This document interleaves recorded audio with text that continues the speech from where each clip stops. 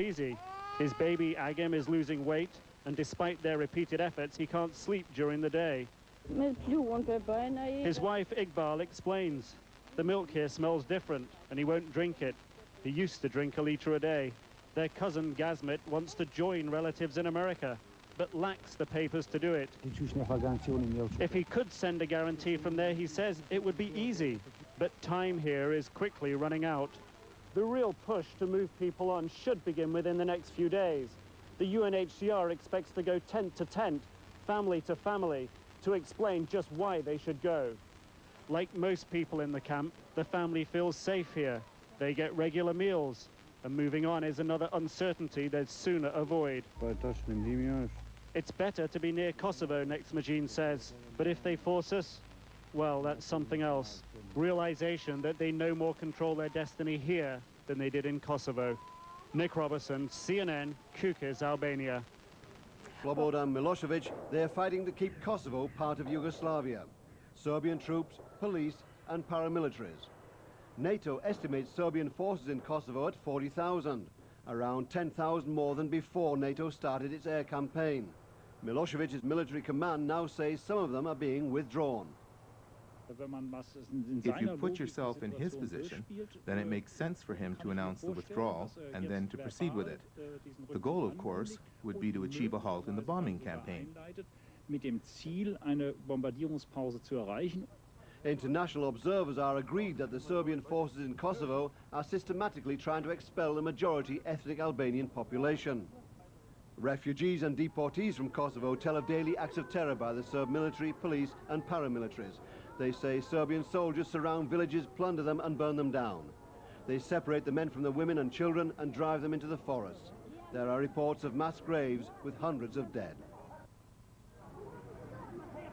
Even before the NATO bombs began to fall, massacres were taking place.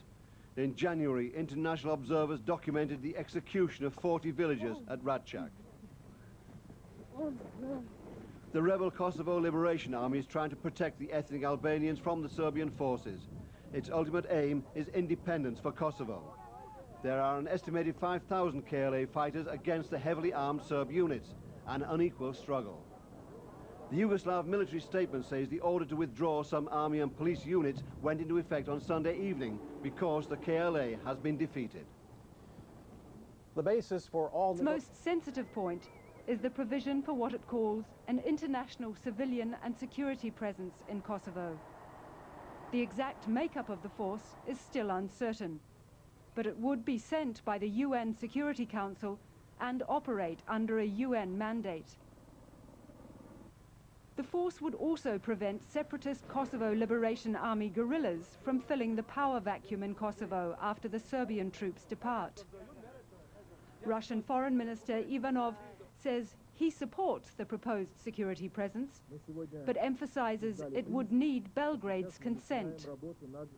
President Milosevic has repeatedly said he would only accept lightly armed troops that didn't come from any NATO countries participating in the airstrikes.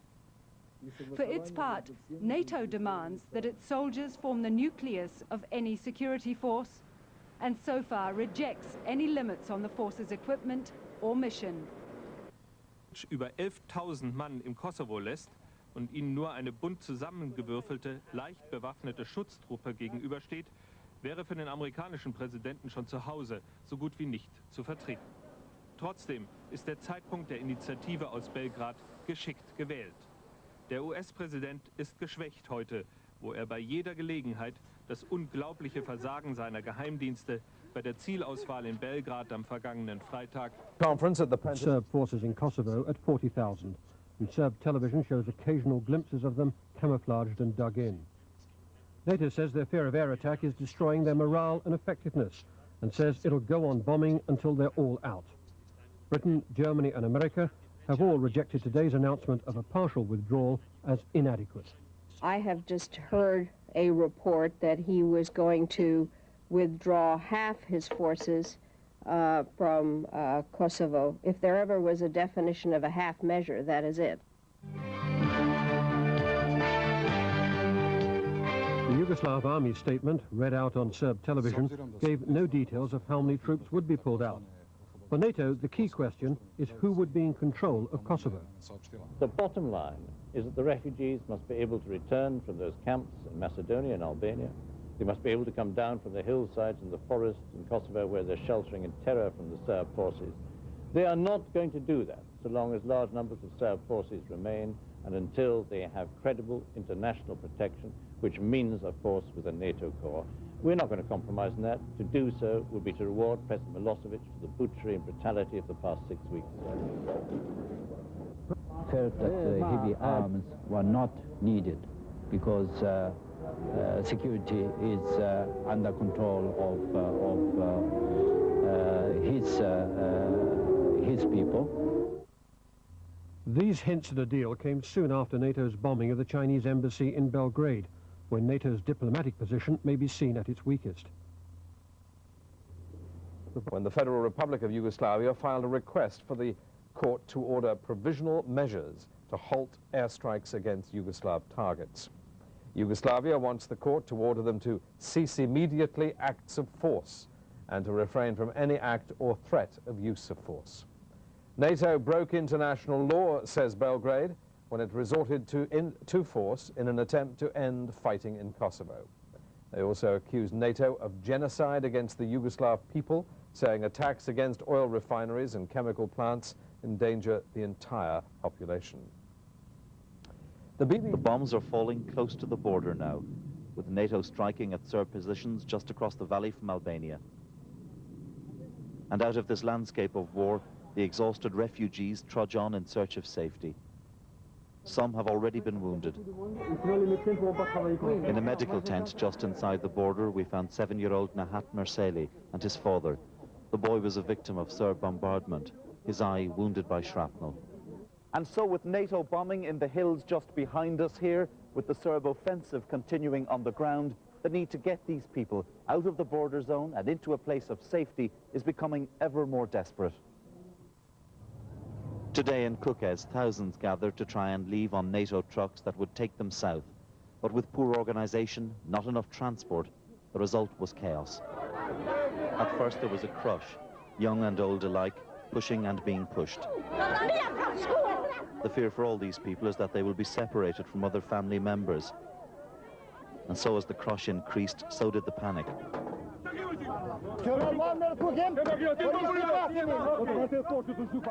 The boy's father is somewhere in the crowd. He's terrified they're going to be separated. Eventually his father was found, but not before a deeply traumatic experience.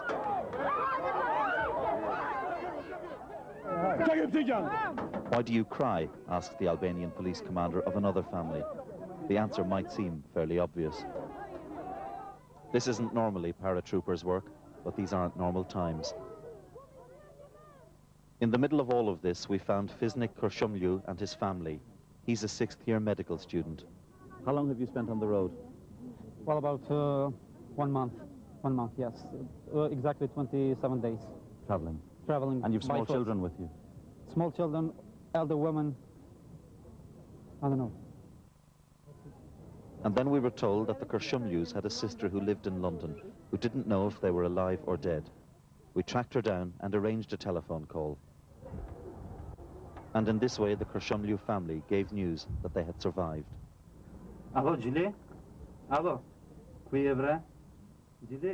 After the longest month, they'd emerged from Kosovo's silence.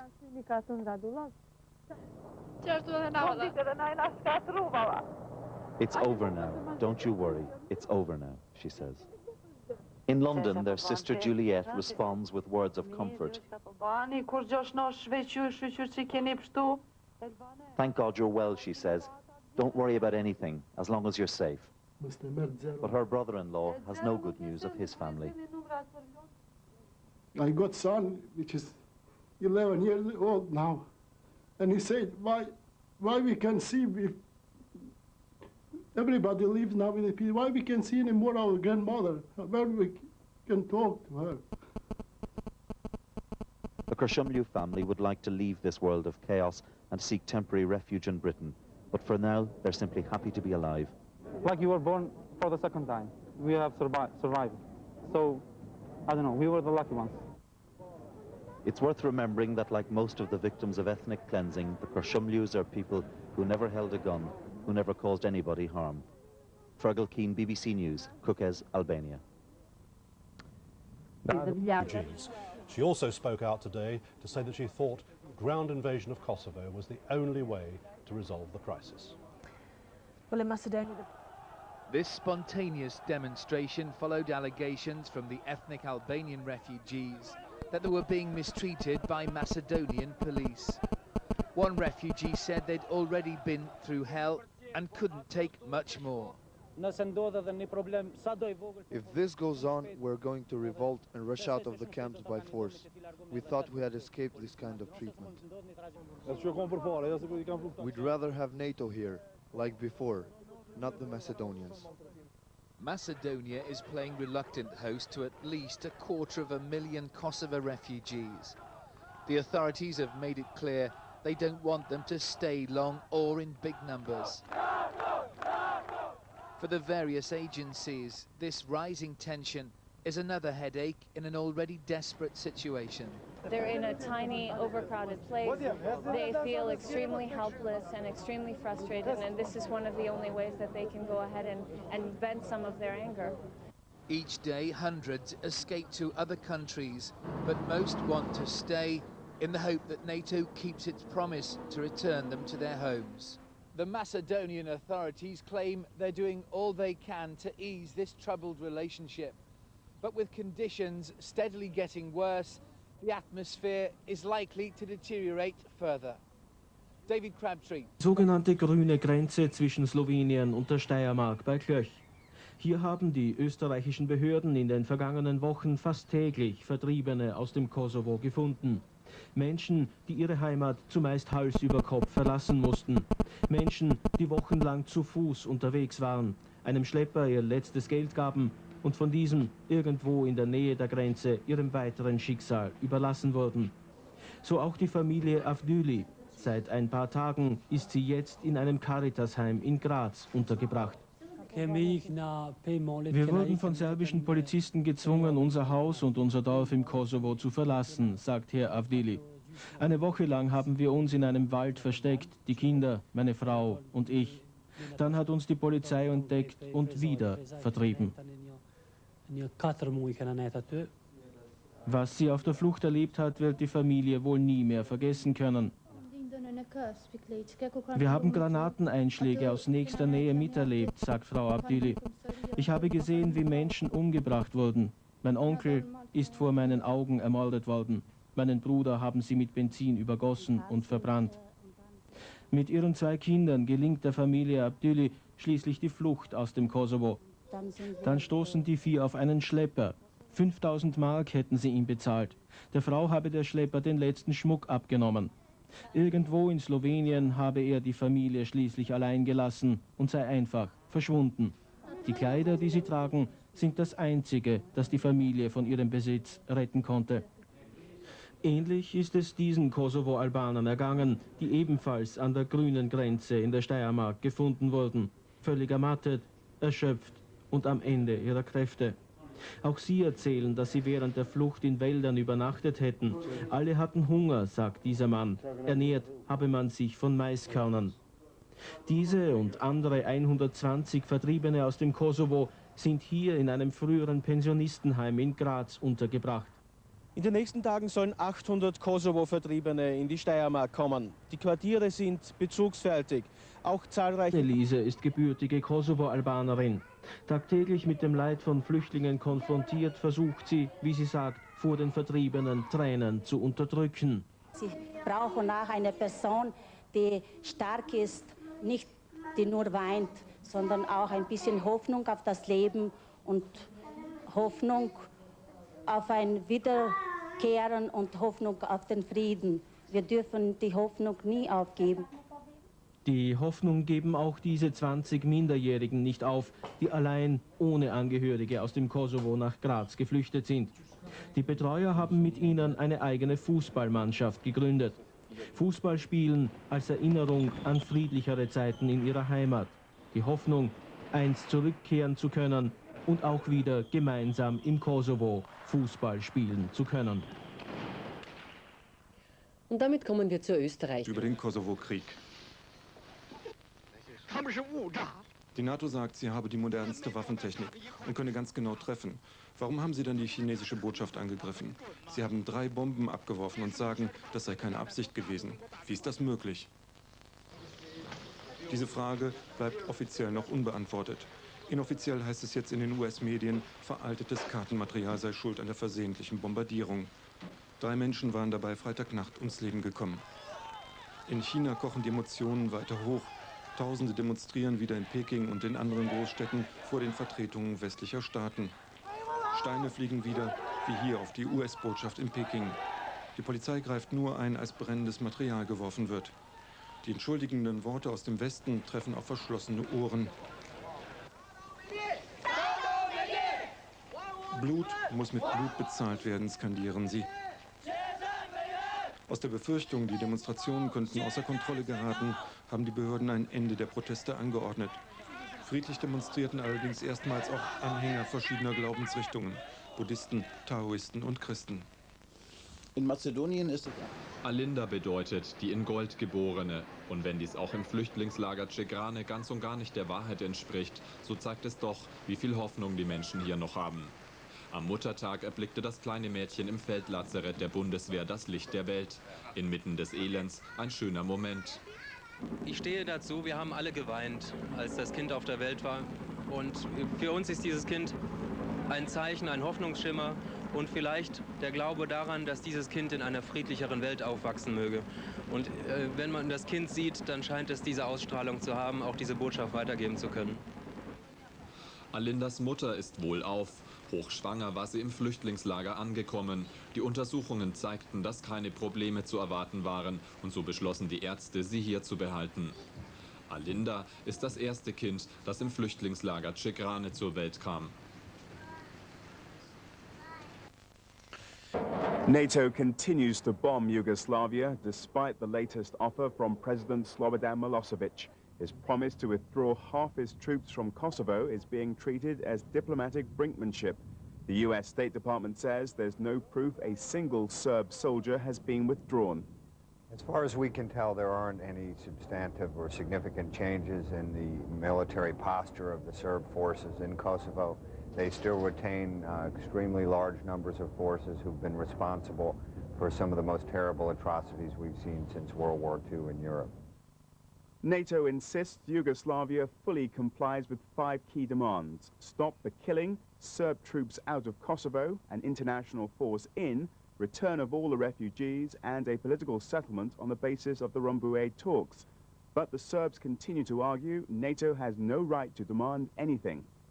NATO clearly wants complete compliance in someone else's country. That's not a NATO's to ask for, and it's not Mr. Milosevic's to give. Yugoslavia is a sovereign state. It has its own legal rights, and NATO can't trample on those rights. If Yugoslavia has now taken that step, that halfway step towards peace, let NATO meet it halfway and finally gain some real credibility. Today, the United Nations Refugee Agency begins transporting tens of thousands of Kosovo refugees away from the border with northern Albania to safe sites in the south. The irony of this action is not missed. The goal was to get these people home, but they're being taken further and further away. Leon Hawthorne, BBC News. China's diplomatic anger over the destruction of its Belgrade embassy remains very much in evidence. Beijing's representatives at the UN want the attack unequivocally condemned, and they're demanding an immediate halt to NATO's airstrikes. We strongly call upon NATO to stop immediately its military strikes against the sovereign state of Yugoslavia, so as to create a conducive atmosphere for a political solution. But Britain argues it's wrong to condemn what it views as a terrible yet genuine NATO mistake. We had really quite a calm and somber discussion in which, again, very sincere regrets were expressed by really all members of the Council to China for this tragic mistake that NATO has made. The UN Security Council adjourned without reaching a conclusion.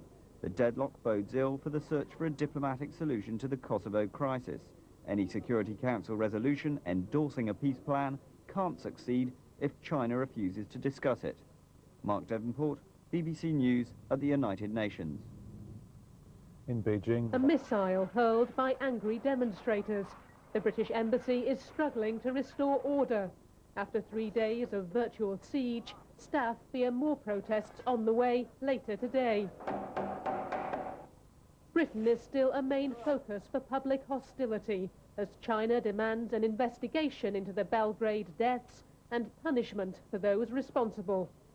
The Chinese demonstrators are being told, or it's being hinted to them at least, that it wasn't a mistake.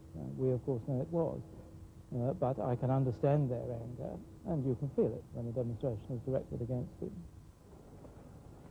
Enter the riot police. After 4 days of chaos, security is visibly tougher.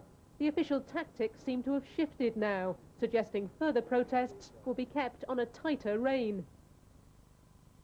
A warm welcome for Russian envoy Viktor Chernomyrdin, here to show support for Beijing. Both oppose the NATO campaign. The Belgrade attack has only fueled their cause. But turning public anger to reconciliation could prove tough. Emotions have reached fever pitch here. Many see NATO's action as a deliberate assault on China's sovereignty, badly bruising the country's pride. China's national media is still angrily denouncing NATO. But today, for the first time, it's also highlighting apologies from the international community. That change of emphasis could be seen as an early sign of new willingness to work towards a political solution. The violence has developed a momentum of its own. What started with student demonstrations has fast degenerated into an outpouring of anti-Western feeling. The students might be willing to go home, but hardcore elements like these are dangerously unpredictable. Jill McGivering, BBC News, Beijing. NATO sources say they were helped by the weather last night, which allowed them to carry out heavy bombing. Our defence correspondent Jonathan Marcus says, although the number of airstrikes has been stepped up, the targets were the usual ones of roads and infrastructure. Of hitting the Chinese embassy. This tragedy happened because a number of systems designed to produce and to verify accurate data failed. What happened? While our initial investigation is still very preliminary in nature, in simple terms, one of our planes attacked the wrong target because the bombing instructions were based on an outdated map. The correct 60 Kosovo refugees will today arrive in the northwest of England to begin new lives. Oldham and Trafford are the latest local authorities to accept refugees, around 1,500 over the next 2 weeks.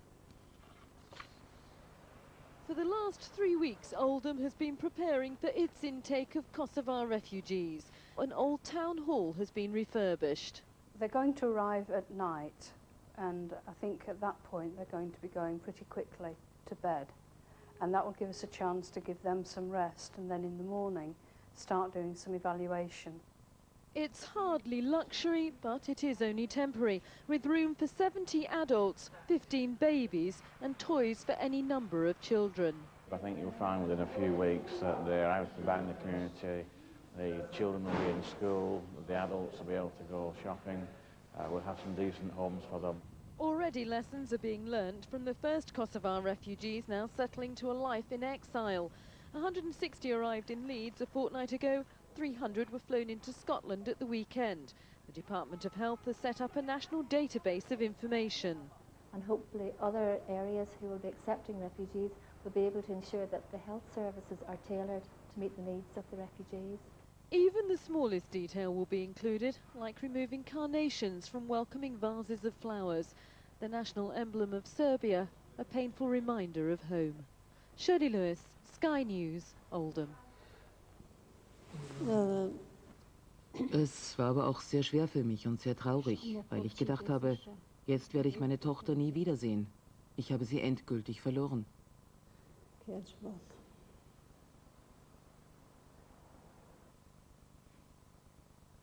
Dieses Zimmer sollte ihre neue Heimat werden. Doch die Betten sind bis heute unberührt. Die Stille und die Einsamkeit im Kloster machen es für Elfi Mustafa unmöglich, hier zu schlafen. Nacht für Nacht wird sie von Albträumen und Angstzuständen gequält. In diesen Tagen spielt Elfis Schwager Naim in ihrem Leben eine besondere Rolle. Er ist die wichtigste Bezugsperson. Er hat seine Verwandten bei sich zu Hause in Straßburg bei Gurk aufgenommen. Naim zögerte keine Sekunde. Er lebt bereits seit 7 Jahren in Kärnten. Auch er wurde anfangs vom Kloster Gurk beherbergt. Vor einiger Zeit hat er die untere Etage eines Einfamilienhauses gemietet. In der kleinen 2-Zimmer-Wohnung wohnt Naim mit seinem Bruder und dessen Familie. Eine Schwester von Naim hat Elfi schließlich auf die Spur ihrer vermissten Tochter gebracht. Ich habe eine Schwägerin in Deutschland. Sie hat Sebahat zufällig in einem Fernsehbericht gesehen. Sie hat uns angerufen und gesagt, dass Sebahat zusammen mit anderen Flüchtlingen in ein Lager in die Türkei gebracht wurde.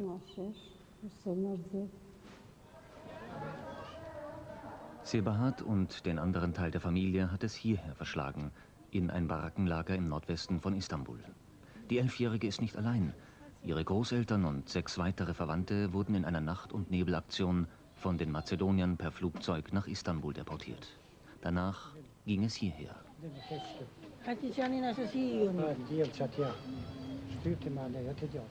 Alles in allem hat das Mädchen noch Glück gehabt. Es ist wenigstens im Schoß seiner Familie, kann eine Schule besuchen, hat Freunde gewonnen. Dennoch können auch die günstigen Umstände nicht die Sehnsucht nach der Mutter stillen.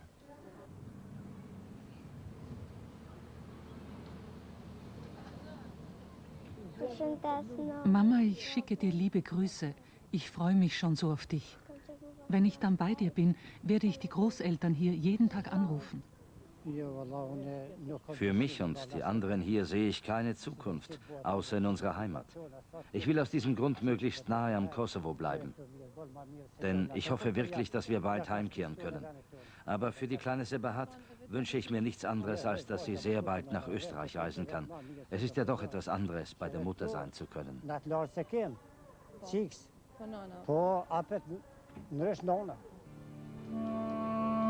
Für die Türkei und alle anderen Staaten, die Flüchtlinge aufgenommen haben, war die Erstversorgung vorrangig. Nach und nach wurde die Zusammenführung der Familien immer dringlicher. Erste Erfolge wurden überschattet von logistischem Chaos und Kompetenzgerangel über die Köpfe der Betroffenen hinweg. In den Dschungel der Bürokratie geriet auch die Familie Mustafa. Hilfsorganisationen stellten die ersten Informationen sicher und gaben den Ball an die österreichischen Behörden weiter. Doch die Hürden zwischen Ankara und Wien stellten sich größer dar als erwartet. Wien hatte voreilig eine rasche Erledigung des Falles angekündigt.